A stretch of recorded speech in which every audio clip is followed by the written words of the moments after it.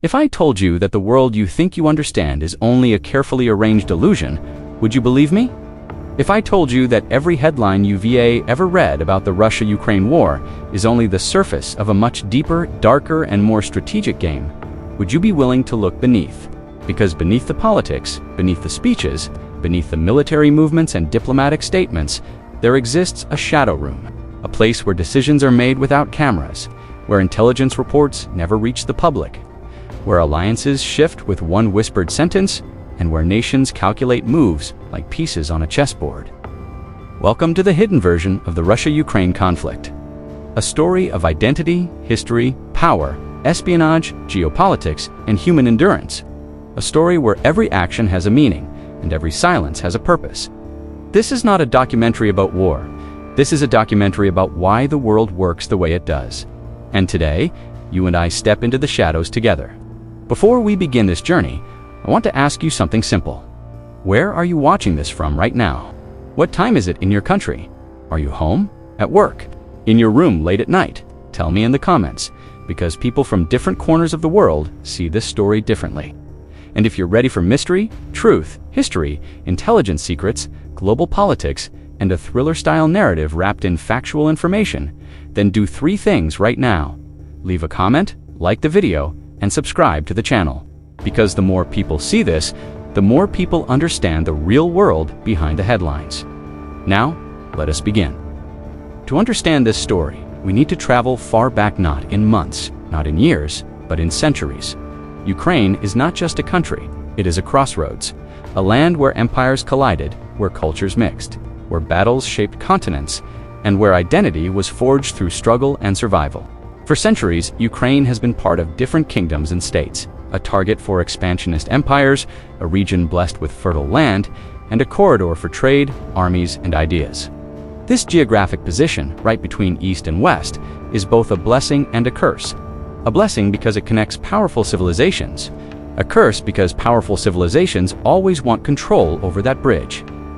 This tension, silent and unseen, slowly created a historical fault line. And every fault line, sooner or later, cracks. When the Soviet Union collapsed in 1991, the map of the world changed overnight. Ukraine became independent.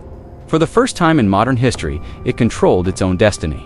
But independence brought questions, dangerous ones. What direction will Ukraine choose? Will it remain close to Russia? Or move toward Europe and NATO? Who will influence its elections? Who will control its energy routes? Who will shape its economy and alliances? The world saw freedom, but behind the scenes, governments, intelligence agencies, and diplomats watched Ukraine like a valuable prize, because whoever influences Ukraine influences the balance of power in Europe.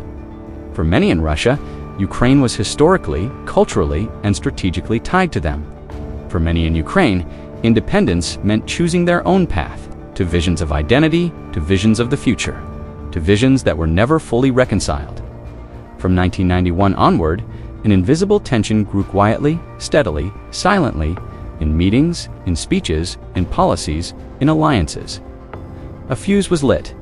Between 1991 and 2013, Ukraine became a country every major power cared about. Why? Because Ukraine controlled essential gas transit routes, a massive agricultural network, strategic access to Black Sea routes, advanced industries inherited from the Soviet era, and political influence in Eastern Europe. This made Ukraine the center of a silent competition. Russia wanted to keep Ukraine close, Europe wanted to bring Ukraine in. The United States watched the region carefully. NATO expanded inch by inch. Ukrainians debated their future direction. Every election in Ukraine became a battle of influence. Every government decision felt like part of a bigger geopolitical game. Every shift created waves of reactions inside and outside Ukraine. But publicly, the world saw only politics. In reality, deeper forces were at work. In 2014, everything changed. A political shift, mass protests, a dramatic change in leadership. Ukraine's internal political landscape transformed, and it transformed fast. Different regions reacted differently. Global powers reacted with urgency. Tensions rose sharply. And during this time, Russia took control of Crimea. This action triggered immediate international responses, sanctions, emergency meetings, and debates across global institutions. Crimea became one of the most discussed geopolitical issues in modern history. And while the world argued, something even more dangerous was happening quietly. Because from 2014 onward, a slow, quiet military buildup began. Not loud, not dramatic, not on TV every day, but visible to satellites, analysts, and intelligence agencies. A silent countdown. These years were the deep thriller phase of the conflict. Not full war, not full peace, not stable, not exploding. A tense middle ground full of ceasefire agreements, broken negotiations, border tensions, cyber operations, and constant intelligence assessments. During these years, the world saw only fragments of the truth. Behind the scenes, NATO watched carefully. European countries debated strategy. Ukraine rebuilt its defenses. Russia positioned itself strategically. The US monitored satellite data and intelligence reports. Economists warned about energy dependency. Cybersecurity agencies reported unusual digital activity. This was the part of the story the public rarely sees: the slow tightening of a global knot. Modern conflicts don't begin with bombs. They begin with information. Before any physical tension rises, there are cyber intrusions, digital espionage, misinformation campaigns, and intelligence warnings. Multiple international agencies reported that cyber warfare was increasing. Financial networks were targeted. Government websites were disrupted. Digital infrastructure was probed. This was not Hollywood espionage. This was the real modern battlefield. A battlefield without soldiers, without borders, fought with keyboards, code, and satellites. And the world barely noticed. In early 2022, the tension that had been building for years reached a breaking point. International leaders held emergency meetings. Diplomats warned about escalation. Intelligence agencies reported unusual movements. Global markets reacted instantly. News channels switched to non-stop coverage. By late February 2022, the world entered a new phase of crisis. This was no longer a silent, hidden conflict. It was a global issue. Countries around the world reacted. Some condemned, some supported, some tried for neutrality, some tried for mediation. All watched carefully. And suddenly, a regional tension became a global turning point. Behind all the politics, intelligence, and geopolitics, there is one truth. The greatest impact of any conflict is always on the ordinary people. Families displaced, lives interrupted, dreams paused. Millions of people were affected by the humanitarian crisis. International organizations began relief efforts. UN agencies, the Red Cross, and global charities. Countries opened borders for refugees. Communities around the world raised money and awareness. This was not just a geopolitical struggle, this was a human struggle. And it is important to remember, behind every political statement, there is a human face. The conflict reshaped the world in unexpected ways. Energy markets changed as Europe began rethinking its dependency and seeking alternative routes.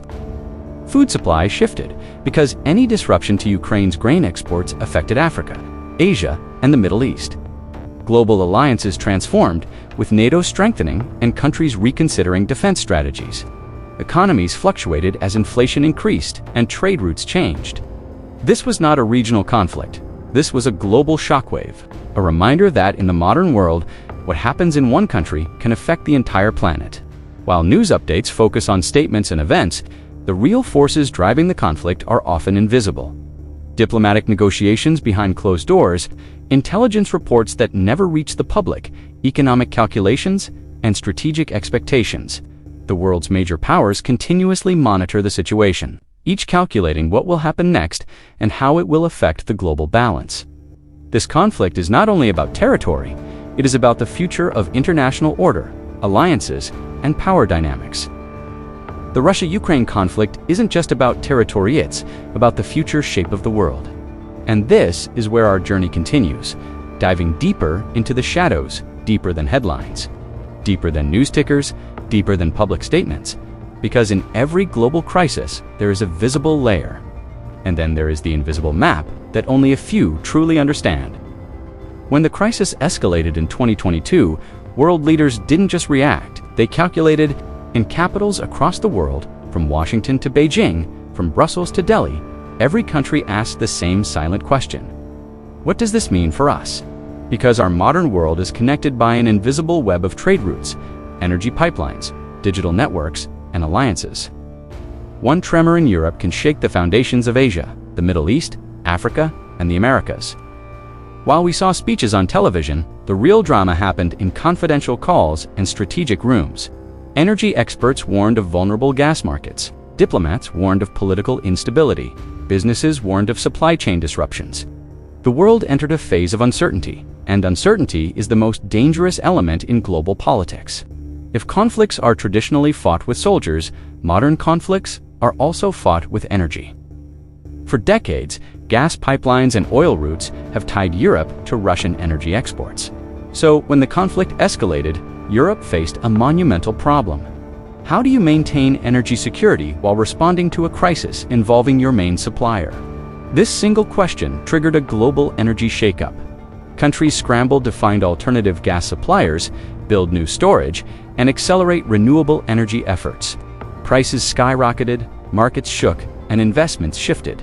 This was a silent, invisible battle fought, not with weapons, but with barrels, pipelines, and contracts. It's often said that geopolitics is always economics, and when energy is involved, the stakes rise dramatically. At the same time, another war was raging, not on land, sea, or sky, but on our screens, in our social media feeds, and across news channels. The Russia-Ukraine conflict became one of the most digitally documented events in history. Information traveled fast, but misinformation often traveled faster. Narratives competed, analysts interpreted, and governments responded, while audiences around the world had to choose who to believe. This isn't about blaming one side or another, it's about understanding a new reality. Information is power. And in this conflict, the internet became a battlefield where truth, confusion, and strategy collided. Everything happened in real time. Every update, every statement, every decision was watched by millions. This creates a strange psychological effect we feel, closer to the crisis, even from thousands of miles away. The ancient wars were fought by armies. Modern wars are fought by armies. And algorithms, while news channels focused on military updates, the real global dynamic was shifting diplomatically. Countries faced immense pressure to take a position. Some supported Ukraine, some emphasized neutrality, and others focused on their own economic interests. For the first time in decades, the world didn't respond uniformly. New patterns emerged. Nations didn't align based on old Cold War loyalties, they aligned based on modern interests. The world map didn't change physically, but the invisible map of influence and alliances shifted dramatically, and that invisible map is more powerful than any physical border. One of the most significant global responses was sanctions. Sanctions are the modern world's most powerful non-military tool, but they are not simple. They don't just affect one country, they affect the entire global system. When sanctions were announced, the world witnessed currency fluctuations, market instability, and massive supply chain disruptions. Countries that relied on both Ukraine and Russia for wheat, oil, and fertilizer found themselves in a sudden state of replanning. It proved one thing: modern global economics is a spiderweb. Touch one strand, and the whole web shakes. But while global powers strategized and diplomats negotiated, ordinary people were simply trying to live. The conflict is not only a political or military story, it's also a story of incredible human courage that often goes unnoticed. Volunteers formed aid networks, communities built shelters, and neighbors supported each other. Teachers continued teaching in temporary centers, and doctors worked in the most difficult conditions. Hope became a form of resistance. Another key dimension was NATO's evolving role.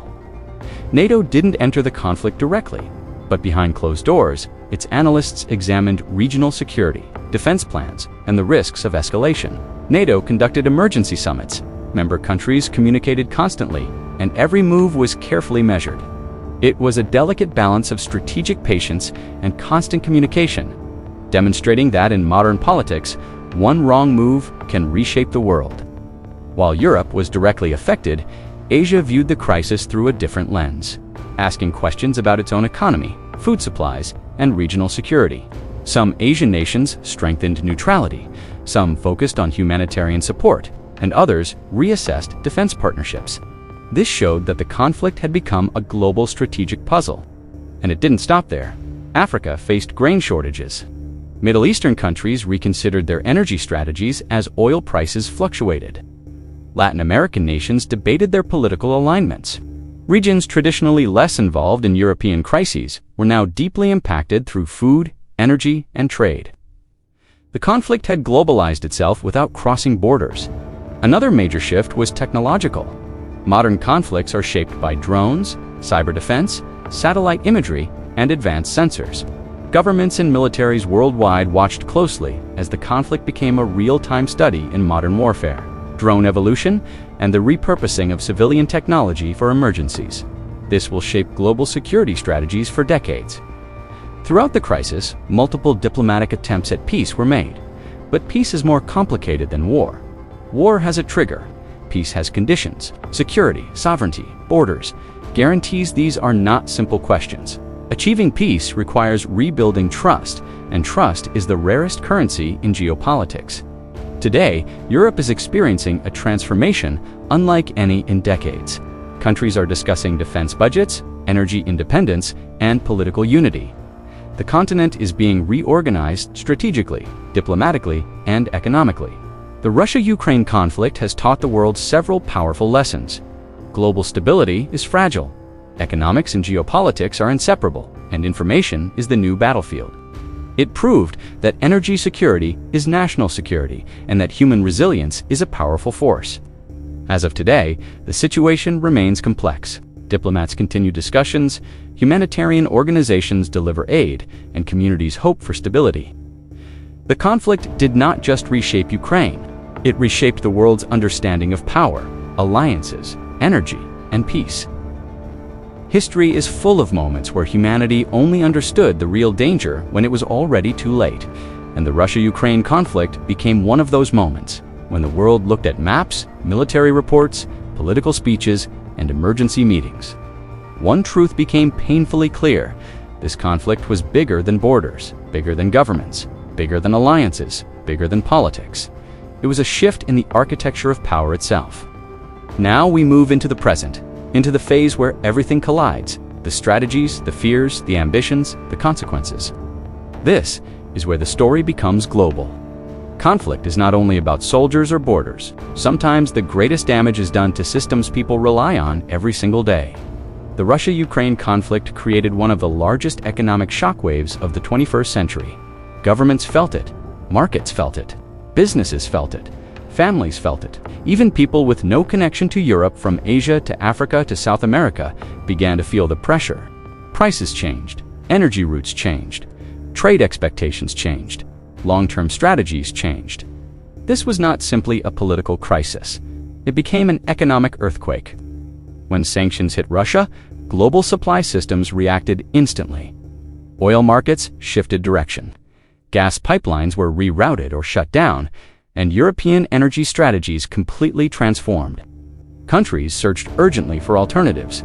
Inflation rose worldwide, food exports were disrupted, global shipping networks adjusted, and economies recalculated their risk factors. But the most dramatic part of this economic shock was not the chaos, it was the realization that the global system was more fragile than anyone admitted. For decades, powerful countries believed their economic relationships were stable. They believed global markets were too interconnected to fail. They believed mutual economic benefit would prevent major conflicts. But then, reality hit. A single conflict on a single part of the map reshaped the financial future of the world. And nations realized something deeply unsettling. If one region's crisis can shake the entire planet, then no one is really safe. In every major conflict, there are two wars: the war on the ground and the war of narratives. The narrative war became one of the most powerful elements of the Russia-Ukraine conflict. Governments told their version. Media houses told theirs.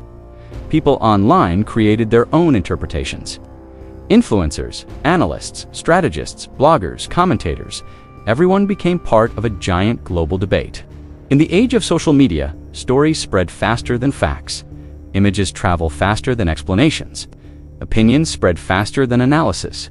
This created a battlefield where information was a weapon, misinformation was a threat, emotional stories influenced millions.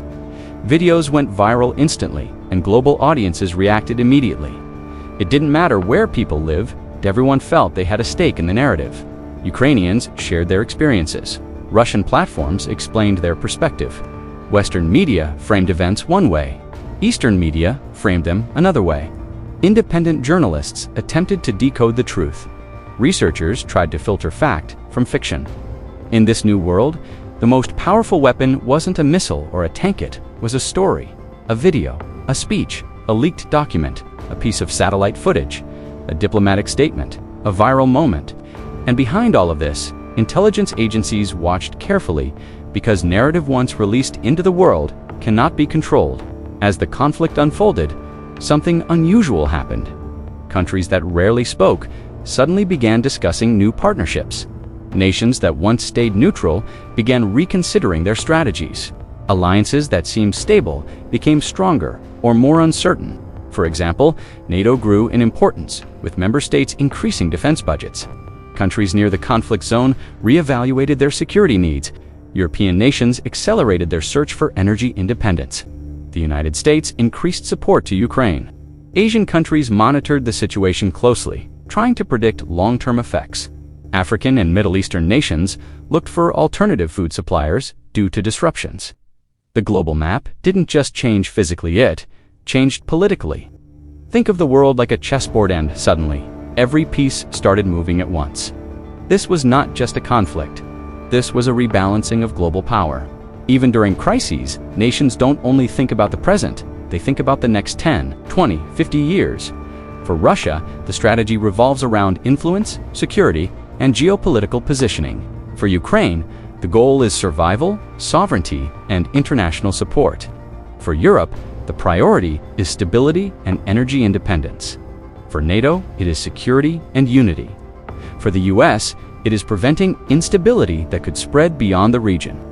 For Asian powers, it is balancing relationships without getting dragged into conflict. For neutral nations, it is avoiding economic shock while staying politically safe. Each country plays a different game, with different motivations and different timelines. Behind closed doors, politicians discuss possibilities the public never hears. Economic forecasts, military predictions, diplomatic risks, and potential scenarios. Even peace negotiations, whenever they arise, happen behind layers of confidentiality, because revealing too much too early can jeopardize outcomes. This stage of the conflict turned into a grand lesson in strategic survival. Everyone was calculating, everyone was preparing, everyone was watching. Every conflict is built on political decisions, but the consequences fall on ordinary people, no matter what side they belong to, no matter where they come from, no matter what language they speak. People caught in conflict are the ones who pay the highest price. Families separated, students unable to continue their education, workers unable to reach their jobs, communities displaced, cities transformed, lives placed on hold.